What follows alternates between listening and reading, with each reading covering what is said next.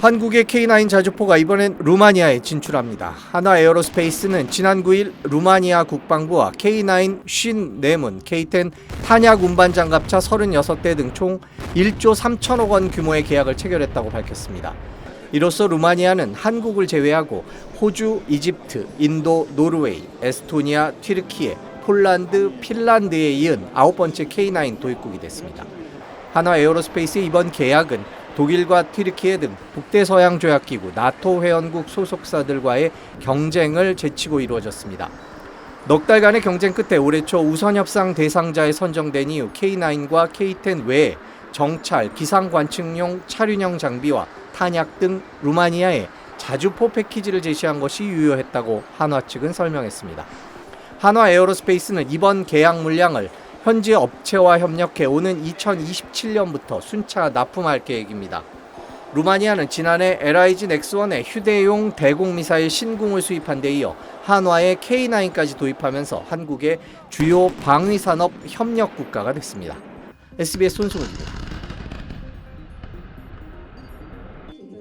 페루는 지난 2012년부터 한국제 KT-1 훈련기와 KA-1 무장 공격기 20대를 수입한 아메리카 대륙 유일의 한국제 군용기 운용국입니다. 한국제 수입 군용기 20대 중 16대는 동체와 날개 등 반제품을 가져가 페루의 국영기업이 최종 조립했습니다. 한국제 경공격기 FA-50은 완전 현지 생산 방식으로 페루 수출이 추진됩니다. 정부 고위 소식통은 SBS에 내년부터 1, 2차로 나눠 20여 대의 현지 생산 수출을 위해 다음 달 초 페루 리마에서 양해각서를 체결한다며 올해 안에 정식 계약까지 체결될 걸로 본다고 말했습니다. 양해각서 체결식엔 양국의 항공기업체 대표와 정부 고위직들이 대거 참석하는 것으로 알려졌습니다. FA-50 페루 현지 생산은 KT-1, KA-1처럼 반제품 현지 조립이 아니라 단순 부품의 초기 조립부터 완제품 조립까지 모두 페루에서 하는 방식입니다. 페루에서 개발되는 부품도 일부 쓰인다고 정부 소식통은 설명했습니다. 해외 현지 생산할 때는 국산 부품이 많을수록 이익 역시 커지게 됩니다. 그래서 A사 레이더와 같은 외산 장비를 국산품으로 대체해 나가는 게 필요해 보입니다. 현지 생산 방식을 적용하면 우리 방산업체들은 부품을 수출해 수익을 얻고 수입국은 일자리와 기술을 확보할 수 있습니다. K9 자주포, K2 전차 수출 때 종종 채택됐는데 군용기 수출에선 첫 사례입니다. 특히 페루의 인건비가 상대적으로 저렴해 페루 현지 생산 FA-50은 상당한 가격 경쟁력을 갖출 것으로 예상됩니다. 정부와 업계는 페루 현지 생산 시설을 거점으로 FA-50의 중남미 추가 수출을 기대하고 있습니다. SBS 김태훈입니다. K방산 수출 효자 상품 KT-1, T-50, FA-50 등 국산 군용기. 지난 10일, 12일 양일간 경기도 성남에 국산 군용기를 운용하거나 도입 예정인 7개 나라 공군 조종사들이 모였습니다. 국산 군용기 군수품 관리 방안, 향후 군수 지원 대책 등을 논의하는 국제기술협력기구 KTCG 회의로 국산 군용기 유저 클럽으로 불립니다. 세계 자주포 시장 점유율 1위의 국산 자주포 K9. 지난 1월 핀란드에 K9 자주포를 운용하는 6개 나라 포병들이 집결해 K9 유저 클럽 세 번째 모임을 열었습니다. 각국 포병 특유의 K9 운용 노하우를 공유하고 K9의 장단점을 토의했습니다. But I think it's well known across the user community. It's a very widely proliferated vehicle and it seems to be enjoying success across the globe. K9 개발업체는 K9 유저 클럽을 통해 K9 성능 개량의 방향을 잡고 차기 모델 수출을 위한 마케팅을 벌이고 있습니다.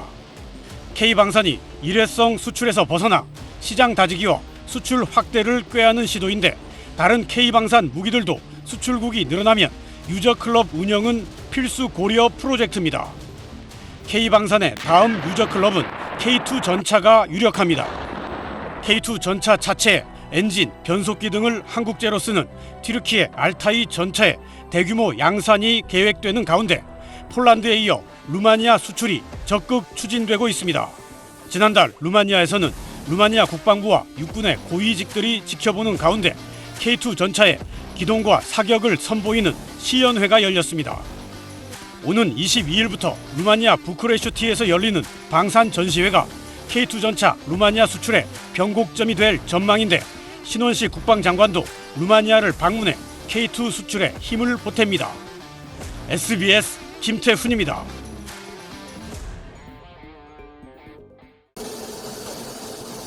우리나라 방공식별구역 카디지에 아랍에미리트 국영항공사 에티하드 로고가 새겨진 비행기가 진입하자 우리 공군 전투기 F-15K 넉 대가 빠르게 주변을 감싸듯 호위 비행을 펼칩니다.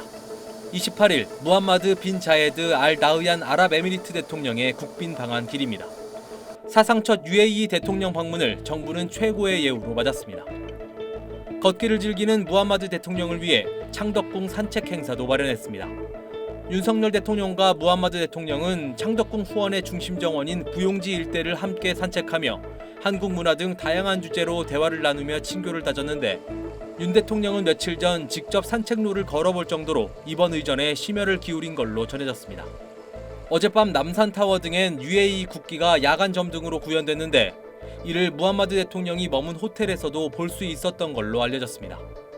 오늘 열린 공식 환영식에는 공군 특수비행팀 블랙 이글스까지 축하 비행에 나서 용산 한우를 수놓았습니다. 윤석열 대통령은 오늘 무함마드 대통령과 정상회담을 열어 UAE 국부펀드에 300억 달러 투자 약속을 재확인하고 양국 신뢰를 강화했다고 대통령실이 밝혔습니다. 대통령실은 또 아랍 국가와는 최초로 포괄적 경제적 동반자 협정을 체결했다고 밝혔습니다. 앞서 어제 오후 무함마드 대통령은 이재용 삼성전자 회장을 비롯한 우리나라 재계 총수들을 만나 방산, 스마트시티 등 다양한 협력 방안을 모색한 걸로 전해졌습니다. 여러 개의 로켓 포탄을 한꺼번에 발사해 넓은 지역을 단번에 초토화할 수 있는 국산 다연장 로켓포 천무. 사거리 290km의 최신형 천무 발사대 72대와 각각 80km, 290km급 유도탄을 폴란드에 수출하는 계약이 체결됐습니다. 약 16억 4,400만 달러, 우리 돈 2조 2천억 원대에 이르는 규모입니다. 앞서 지난 2022년 7월 국내 방산업체는 폴란드와 초대형 방산 수출 기본 계약을 수립했습니다. 당시 천무 218대와 자주포 212문 등 17조 원 규모의 1차 계약을 맺었고 이번 계약은 새로 들어선 폴란드 정부와 체결한 2차 수출 계약입니다. 우리 방산은 기술력, 가격, 생산 능력이 뛰어나고 범정부 차원의 적극적인 지원이 결합돼서 좋은 결과로 이어지고 있습니다. 다만 계약이 발효되려면 폴란드가 11월까지 우리 정부가 보증하는 수출입은행과 금융 계약을 맺어야 합니다. 지난 2월 국회에서 수출 금융 한도를 늘리는 개정안이 통과됐지만 아직 수출입은행이 폴란드에 빌려줄 수 있는 수출 금융 자금을 정부로부터 지급받진 못한 상태라 계약 이행에 변수가 될 수 있습니다. 앞서 어제 베트남 정부는 김선호 국방부 차관에게 국산 자주포를 도입하겠다는 의사를 밝혔고 루마니아와도 방산 수출 협의가 이뤄지는 등 잠시 주춤했던 K 방산 시장에 다시 훈풍이 감지되고 있습니다. SBS 정혜경입니다.